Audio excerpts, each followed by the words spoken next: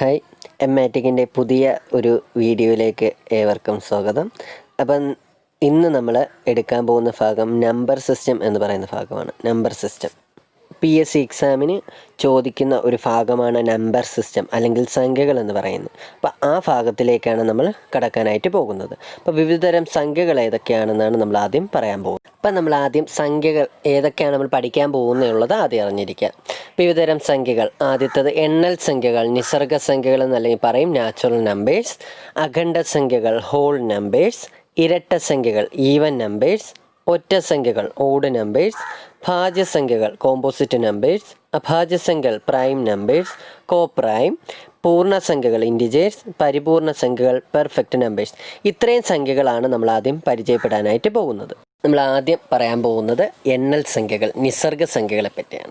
Natural numbers നമ്മൾ ആദ്യമേ പഠിക്കുന്ന സമയം തൊട്ടേ ആദ്യം നമ്മൾ പഠിച്ചു തുടങ്ങുന്ന സംഖ്യകൾ എണ്ണൽ സംഖ്യകളാണ്, അല്ലേ? എണ്ണാനാണ് പഠിക്കുന്നത്. അപ്പോൾ 1, 2, 3 തുടങ്ങിയവയുടെ ഗണത്തെയാണ് നമ്മൾ എന്തെന്ന് പറയുന്നത്? എണ്ണൽ സംഖ്യകൾ അല്ലെങ്കിൽ നിസർഗ സംഖ്യകൾ എന്ന് പറയുന്നത്. അത് നമുക്കറിയാവുന്നതാണ്. ഇപ്പോൾ ഏറ്റവും ചെറിയ എണ്ണൽ സംഖ്യ അറിഞ്ഞിരിക്കേണ്ടതാണ്. നമുക്ക് അറിയാവുന്നതാണ് ഏറ്റവും ചെറിയ എണ്ണൽ സംഖ്യ 1. ഒരു വലിയ സംഖ്യ എന്ന് പറയാൻ നമുക്ക് പറ്റില്ല, നിർവചിക്കാൻ പറ്റാത്തതാണ്. കാരണം എണ്ണൽ സംഖ്യകൾ എവിടെയും എൻഡ് ചെയ്യുന്നില്ല, അനന്തമായി പൊയ്ക്കൊണ്ടിരിക്കുക. പിന്നെ അറിഞ്ഞിരിക്കേണ്ടത് 2 എണ്ണൽ സംഖ്യകളുടെ തുക എടുത്താലും അതേപോലെ ഗുണനഫലം എടുത്താലും 2 സംഖ്യകൾ കൂട്ടിയാൽ 2 എണ്ണൽ സംഖ്യകളെടുത്ത് കൂട്ടിയാലും ഗുണിച്ചാലും നിങ്ങൾക്ക് എന്തേ കിട്ടുള്ളൂ? ഒരു എണ്ണൽ സംഖ്യയായിരിക്കും കിട്ടുന്നത്. അപ്പോൾ ഇതാണ് ആദ്യം എണ്ണൽ സംഖ്യകൾ എന്ന് പറയുന്ന ഭാഗത്ത് മനസ്സിലാക്കാറുള്ളത്. ഓക്കെ, അപ്പോൾ എണ്ണൽ സംഖ്യകൾ എന്താണെന്ന് ആർക്കും ഡൗട്ടൊന്നും ഉണ്ടാകില്ല. എണ്ണൽ സംഖ്യകൾ നമ്മൾ മുമ്പേ പഠിച്ചിട്ടുള്ള കാര്യങ്ങൾ കൂടിയാണ്. ഓക്കെ, ഇനി നമ്മൾ പറയാൻ പോകുന്നത് അഖണ്ഡ സംഖ്യകൾ ഹോൾ നമ്പേഴ്സാണ്. അതായത് എണ്ണൽ സംഖ്യ പഠിച്ചു, അതിനോടൊപ്പം 0 എന്ന നമ്പർ കൂടി ചേരുകയാണെങ്കിൽ 0, 1, 2, 3 എക്സെട്ര എന്നിങ്ങനെ 0-വും എണ്ണൽ സംഖ്യകളും കൂടി ചേർന്നതാണ് അഖണ്ഡ സംഖ്യകൾ. അപ്പോൾ എണ്ണൽ സംഖ്യയോടൊപ്പം 0-വും കൂടെ ചേർന്ന് അതിനെ അഖണ്ഡ സംഖ്യകൾ എന്ന് പറയും. അപ്പം നമ്മൾ എണ്ണൽ സംഖ്യയിലെ ഏറ്റവും ചെറിയ എണ്ണൽ സംഖ്യ 1 എന്ന് പറഞ്ഞു. അപ്പോൾ അഖണ്ഡ സംഖ്യകളിൽ ഏറ്റവും ചെറിയ സംഖ്യ എന്താണ്? 0-മാണ്. അവിടെയും വലിയ സംഖ്യ പറയാൻ പറ്റില്ല, കാരണം ഇതിങ്ങനെ അനന്തമായി പൊയ്ക്കൊണ്ടിരിക്കുന്നതുകൊണ്ട് നമുക്കതിലൊരു വലിയ സംഖ്യ നമുക്ക് പറയാനായിട്ട് കഴിയില്ല. അപ്പോൾ അഖണ്ഡ സംഖ്യകൾ ഇത്രയാണ് മനസ്സിലാക്കാനുള്ളത്. പിന്നെ ഇനി നമ്മൾ എണ്ണൽ സംഖ്യകൾ നമ്മൾ കൊച്ചു ക്ലാസ്സിൽ പഠിച്ചതിന് ശേഷം നമ്മൾ പഠിച്ചിട്ടുള്ള 2 ഇരട്ട സംഖ്യകളെന്ന് ഒറ്റ സംഖ്യകളെന്ന് പറഞ്ഞ് 2ആയിട്ട് അതിനെ തരംതിരിച്ച് പഠിച്ചു. അപ്പോൾ ഇരട്ട സംഖ്യകളാണ് ആദ്യം നോക്കാൻ പോകുന്നത്. അപ്പോൾ ഈവൻ നമ്പേഴ്സ് എന്ന് ഇംഗ്ലീഷിൽ പറയും. അപ്പോൾ ഇരട്ട സംഖ്യയുടെ പ്രത്യേകത നിങ്ങൾക്കറിയാം അല്ലേ? 2 വീതം കൂടി പോകുന്നതാണ്. അതായത് ഒരു സംഖ്യയെ 2 കൊണ്ട് നിശേഷം ഹരിക്കാൻ കഴിയുമെങ്കിൽ 2 കൊണ്ട് പൂർണ്ണമായി ഹരിക്കാൻ കഴിയുന്ന സംഖ്യകളെയാണ് നമ്മൾ ഇരട്ട സംഖ്യകൾ എന്ന് പറയുന്നത്. പല രീതിയിൽ അത് പറയാം, അല്ലെങ്കിൽ 2ൻ്റെ ഗുണിതങ്ങളാണ് എന്ന് വേണമെങ്കിൽ പറയാം. അപ്പം നമുക്ക് ഇരട്ട സംഖ്യകൾ അറിയാവുന്നതാണ്. 2, 4, 6, 8 എക്സെട്ര. അതാണ് നമ്മൾ ഇരട്ട സംഖ്യകൾ എന്ന് പറയുന്നത്. ഇനി അറിഞ്ഞിരിക്കേണ്ടത്, നമ്മൾ 2 ഇരട്ട സംഖ്യകൾ എന്ത് ചെയ്യുന്നു? കൂട്ടുന്നു. 2 ഇരട്ട സംഖ്യകൾ നിങ്ങൾ കൂട്ടിയാൽ നമുക്കൊരു ഇരട്ട സംഖ്യ കിട്ടും. 2ഉം 4ഉം ഇരട്ട സംഖ്യകളാണ്. 2 + 4 എടുത്താൽ നമുക്ക് എത്ര കിട്ടുള്ളൂ? 6 കിട്ടുള്ളൂ. അതൊരു ഇരട്ട സംഖ്യ.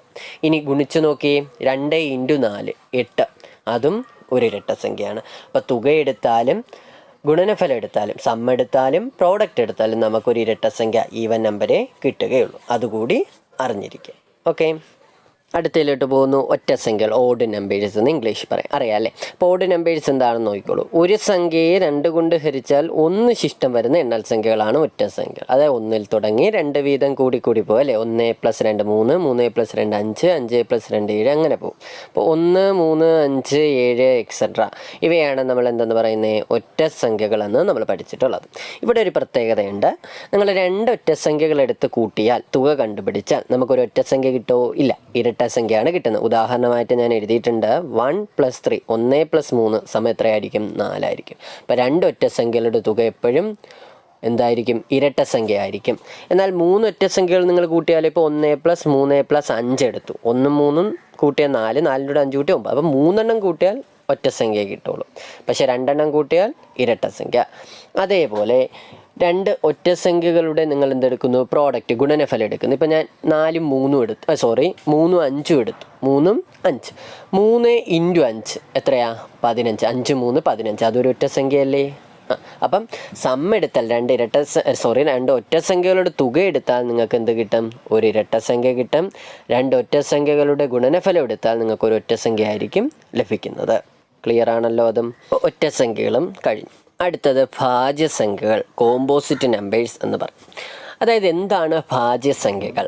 അപ്പോൾ ഭാജ്യസംഖ്യകൾ എന്താണ് ഞാൻ എഴുതി വെച്ചിട്ടുണ്ട് അല്ലേ.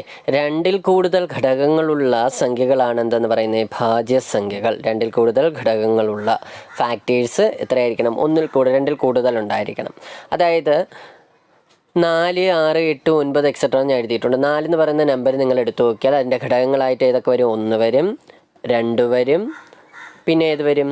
4 വരും. അത് 1, 2, 4. ഒന്നും അതേ സംഖ്യയും അല്ലാതെ ഒരു നമ്പർ കൂടിയുണ്ട്. 1 എല്ലാത്തിൻ്റെയും ഫാക്ടറാണ്, അതേ നമ്പരും വരും. 4 ഇപ്പോൾ 4ൻ്റെ ഫാക്ടേഴ്സ് എടുത്താൽ, ഘടകങ്ങൾ എടുത്താൽ 1, 4 അത് വന്നു. അത് കൂടാതെ വന്ന നമ്പർ ഏതാ? 2 ആണ്. കണ്ടോ? അങ്ങനെ ഒരുപാട് നമ്പേഴ്സ് വന്നു. ആ 2 നമ്പറുകൾ ഒഴികെ കൂടുതൽ ഫാക്ടേഴ്സ് വരികയാണെങ്കിൽ അവയാണ് നമ്മൾ ഭാജ്യസംഖ്യകൾ എന്ന് പറയുന്നത്. അപ്പോൾ ഉദാഹരണം അറിഞ്ഞിരിക്കണം. ഏറ്റവും ചെറിയ ഭാജ്യസംഖ്യ അറിഞ്ഞിരിക്കുക 4. ഏറ്റവും ചെറിയ ഭാജ്യസംഖ്യ 4 ആണ്. അടുത്ത് നമ്മൾ പറയാൻ പോകുന്നത് അഭാജ്യസംഖ്യകളിലോട്ടാണ്, പ്രൈം നമ്പേഴ്സ്. അതായത് ഒരു സംഖ്യയുടെ ഘടകങ്ങളായിട്ട് 1ഉം അതേ സംഖ്യയും മാത്രം വന്നാൽ, അപ്പോൾ 1ഉം അതേ സംഖ്യ ഒഴിച്ച് ബാക്കി ഒരുപാട് ഘടകങ്ങൾ വരികയാണെങ്കിൽ അത് ഭാജ്യസംഖ്യ. അപ്പോൾ 1ഉം അതേ സംഖ്യയും മാത്രം വന്നാൽ അതെന്ത്? ഭാജ്യസംഖ്യ. ക്ലിയർ ആണല്ലോ. ഏറ്റവും ചെറിയ അഭാജ്യസംഖ്യ 2 ആണ്. ഏറ്റവും ചെറിയ അഭാജ്യസംഖ്യ എത്രയാ? 2 ആണ്. ഒരേ ഒരു ഇരട്ട അഭാജ്യസംഖ്യ എന്ന് പറയുന്നതും ഏതാണ്? 2 ആണ്.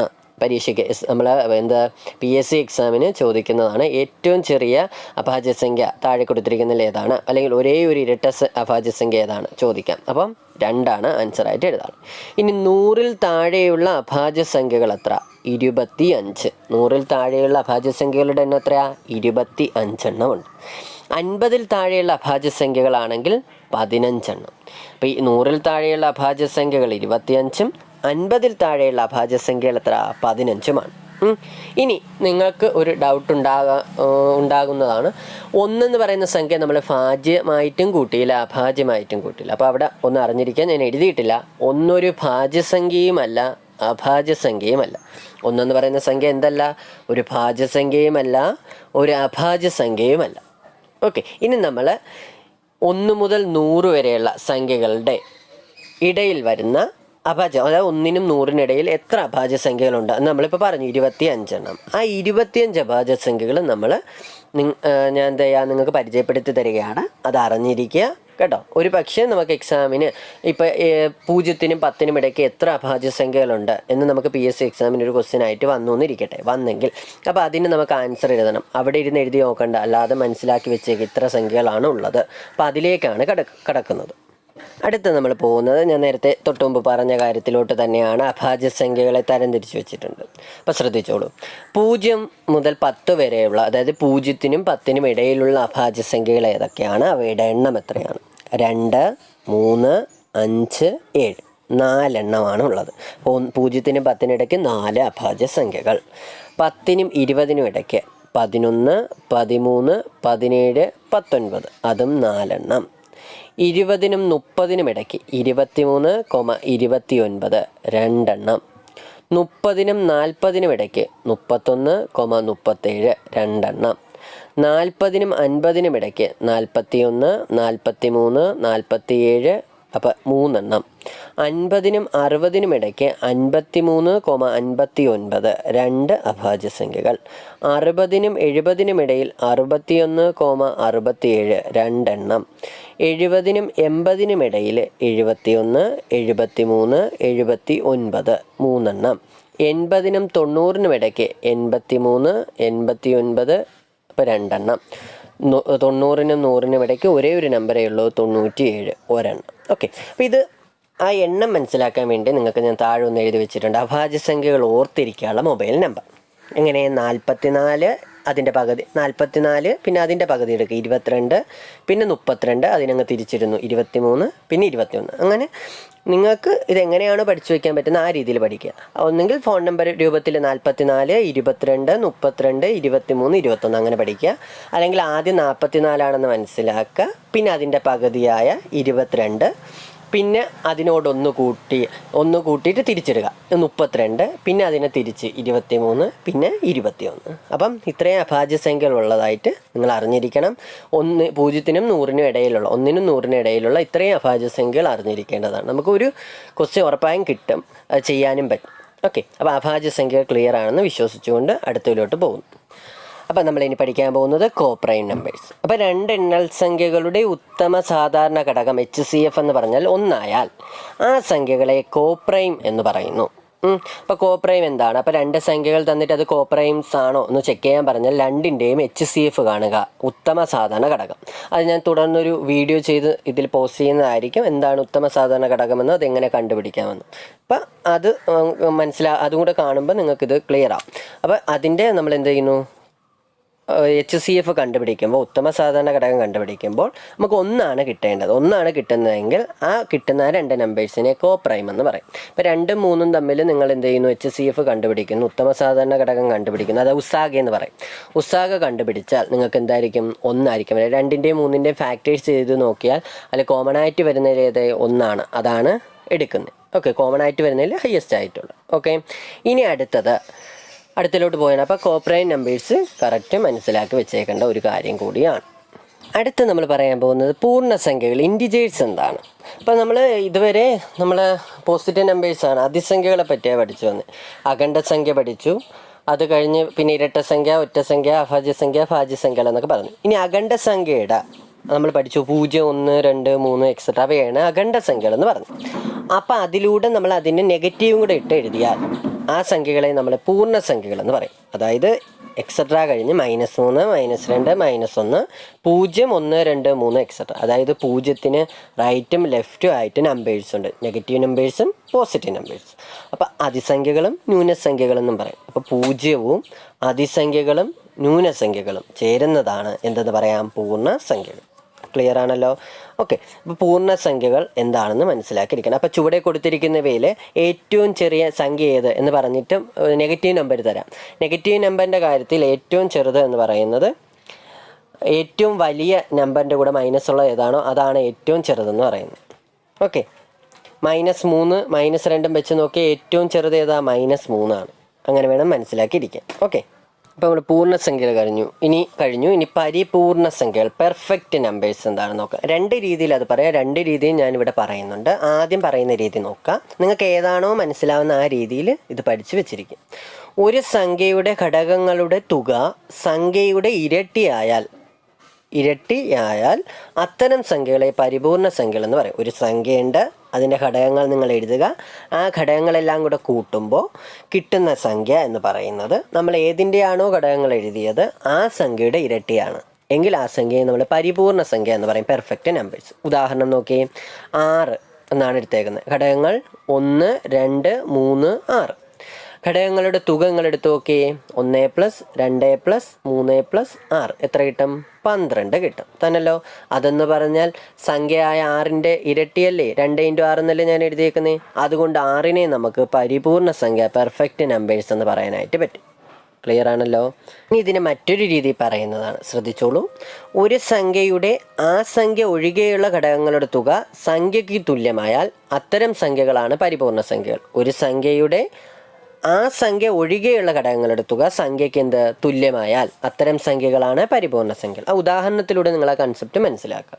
6 എന്ന് പറയുന്നത് തന്നെ എടുത്തിട്ടുള്ള ഘടകങ്ങൾ ഏതൊക്കെയാണ്, 1, 2, 3, 6.